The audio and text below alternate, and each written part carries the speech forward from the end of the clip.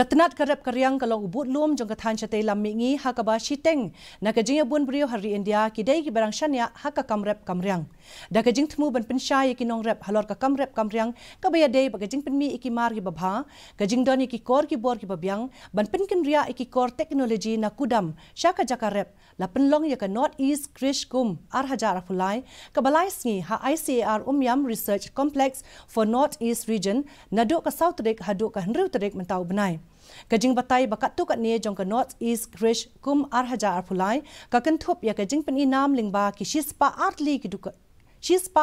ki dukan bela penja dekat Institute but Regional Centers ka DD News Meghalaya kala yok banyak keren ya kat tu kat ni ngut ki nong rep ki bakham tebit kilawan ki pratli ki jela jong kathan chatei lammingi ka ri India bani shim bentalang ha ka ne ka North East Krish ar hajar afulai tung ini ngap ya ke baki don ban ong nang ni po ICR bangin wan bu stol ang ni te kalong kajing muntoy ro yang imo namara kalong ro kajing sedang ban pensyur ro yang ni bangin tray kini kikam kalong kajing muntoy shibun yang ni bangin mi syapang mo kum ki kinte bangin yang hala kijang kijan. So from the trainings he receives from ICR, she has benefited a lot. And then after coming to this Mela, she said that she could see many displays and then other state farmers progress and all those things. So she has learned a lot and then has gained a very big momentum to the level that she could also practice more in her farm.